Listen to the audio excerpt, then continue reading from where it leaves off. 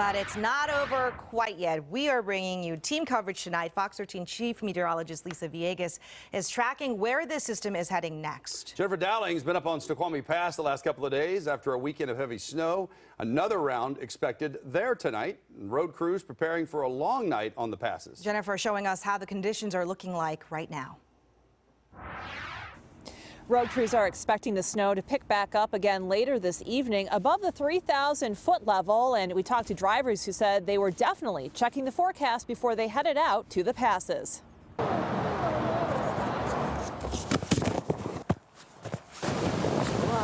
When this family heard at least 12 inches had dropped in Snoqualmie Pass, they decided to drive up from Seattle to play in the snow.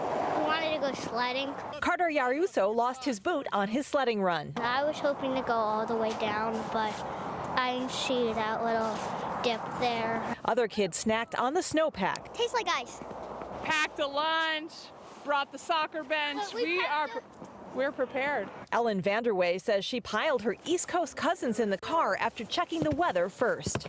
We drove, it was fine. Little flurries, not a lot, but you know, we'll get out of Dodge before it starts snowing.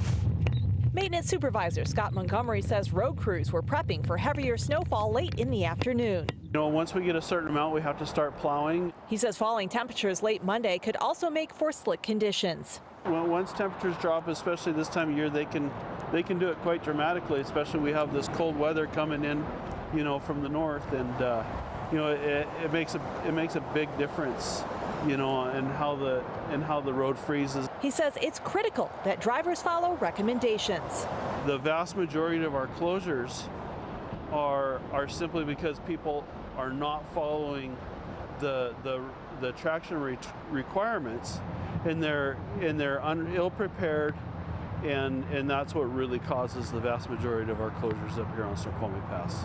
Ellen says the best advice is to know before you go. We always check the weather. We always check the Washdot to make sure that the roads are clear. You know, we have all-wheel drive, but you know, we have a lot of kids, so we want to make sure everybody's safe.